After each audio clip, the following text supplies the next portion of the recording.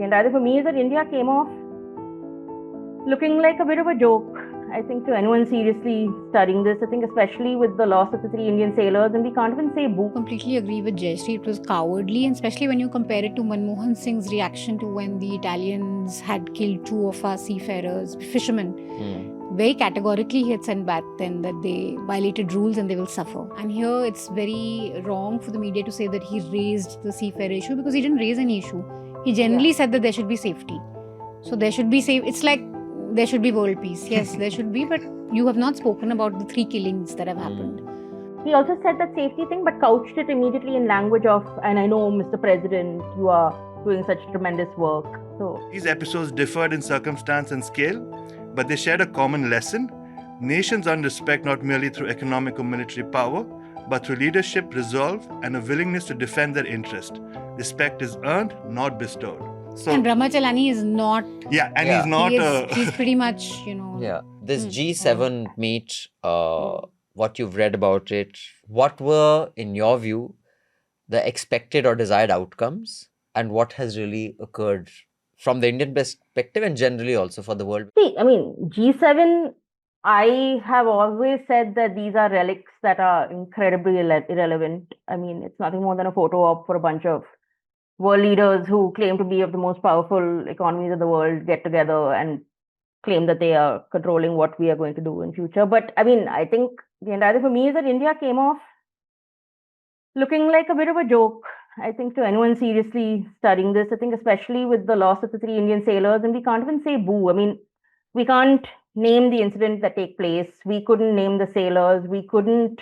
I mean, you have to be insanely deluded to not reach the conclusion that I think this is the most cowardly that India has been. And I think especially if you look at the early days of the Republic, when India was far weaker relative to the rest of the world, arguably, we were dirt poor, we were remnants of a colonial army, we were all those things, but we were never cowardly. I mean, we had some sort of, I know moral principle is a very overused sort of phrase and doesn't actually carry a lot of water on a day-to-day sort of basis, but we may have lost a war to China, but we were never cowardly. We had something. I think now we've completely lost it. And we're the 4th or 5th or 6th or 7th or whatever largest economy in the world. We have such and such military capabilities. We have space power. But none of that really seems to matter to me anymore. And I think, like you said, I mean, Trump knows how to play Modi. Modi has no sense of foreign policy, no sense of interactions. I don't even think everyone says like, oh my God, what a shame it is for India that Pakistan only brokered the entire US-Iran deal. But I don't even know if that is as important as the fact that India has just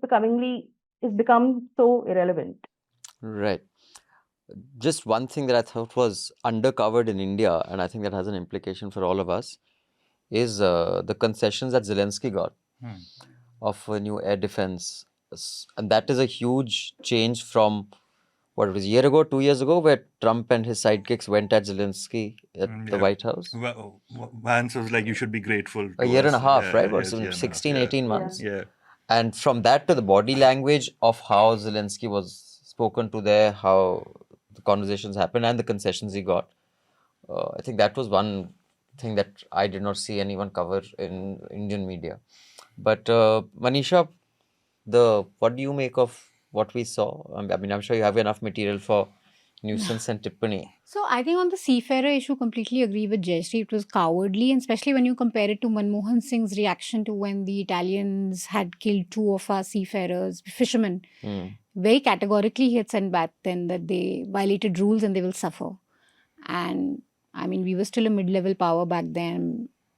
I get that Italy and US, there's a difference, but still there was a very clear kind of positioning, irrespective of what may follow, that Indian lives matter. And here it's very wrong for the media to say that he raised the seafarer issue, because he didn't raise any issue.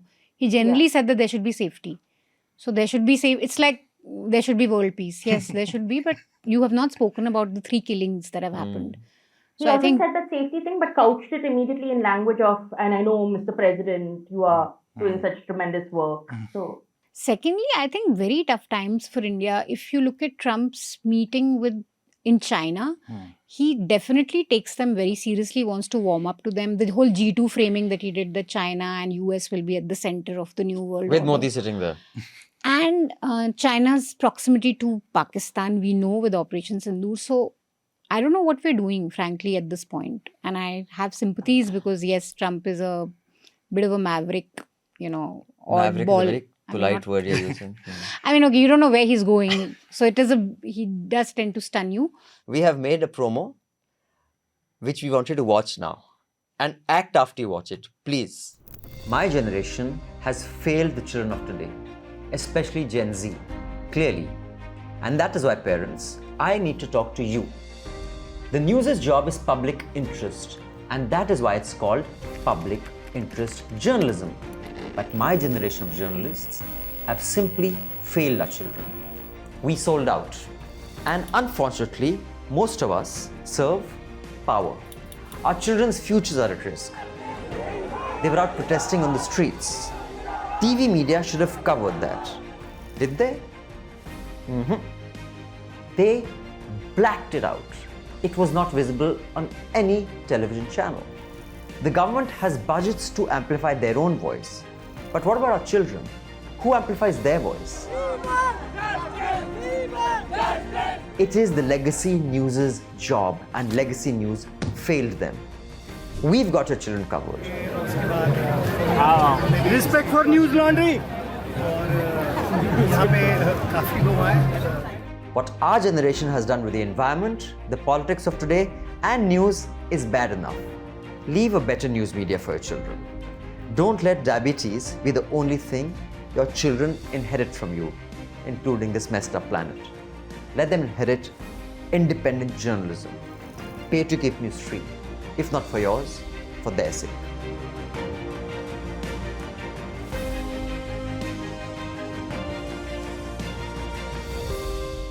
Yeah, on the G7, I mean, and India's participation in the G7, I mean, India almost feels like a hanger-on, like amongst the larger world powers there. I mean, no stake in, no roles in the Iran conflict. I mean, so that's one point I'd like to make, that you just don't feel relevant anymore. And number two, to the point of, how do you react to the killing of 3 of your seafarers?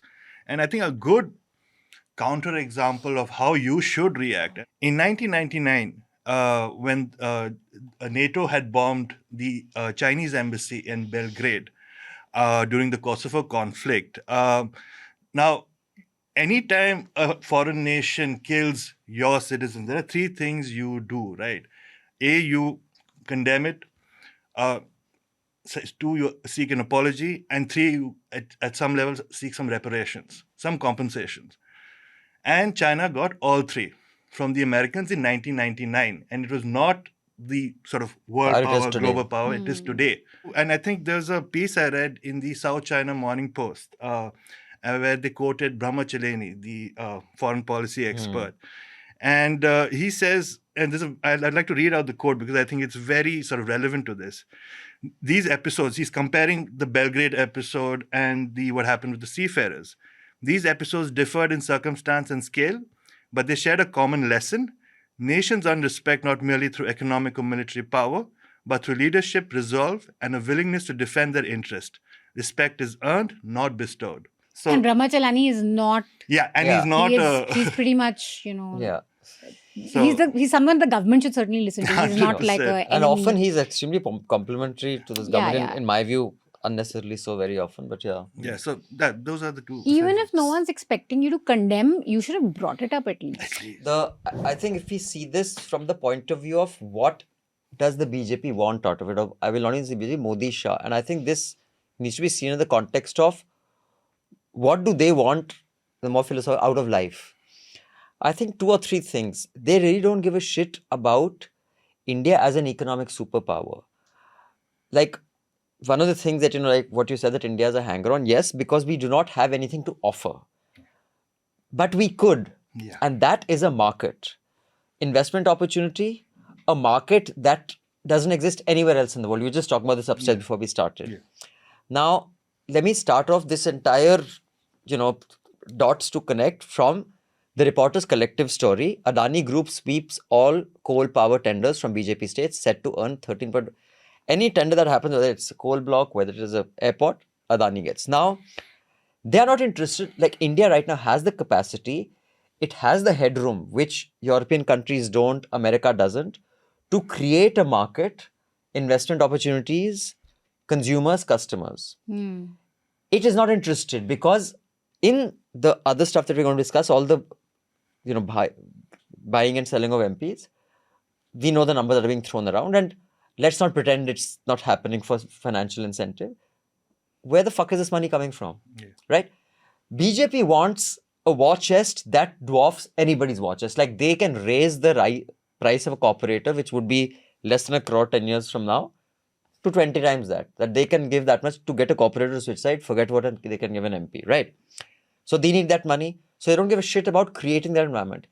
If India needs to be taken seriously, if they say, look, we have this market, you have all these people who are looking to where to invest, because again, the Fed has not increased interest rates in America, Abhi, with the new dude who's coming in. India could get that. So they don't want that. They could have got that. He wants people back home to say, dekho, iska aura dekho, the buffoons who are presenting. And no matter how much you prep someone who is a little clueless about world politics, he will go there and look stupid. So we may have very good bureaucrats who will prep him, but when he gets out there, you got to think on your feet. Modi can think on his feet like Patanjali's Ramdev. You put him in front of a crowd, he can rile them up. But he cannot deal with people who are like people like G. He won't know what to say. Bas, muft mein itna ich milega. For the full uncut podcast, subscribe to News Laundry and pay to keep news free. The best way to listen to the Hafta and indeed all our podcasts is through the News Laundry app. You can download the app by clicking on the links given in the show notes. So do download our app and get the best podcast experience. And also pay for news and support a new news media ecosystem that News Laundry is trying to encourage, where we are accountable to you because we run on contributions that you make. We don't take government ads, we don't take corporations ads, so that news serves the public, because when the public pays, the public is served. Subscribe to News Laundry, click on the link in the show notes below and proudly say, I pay to keep news free.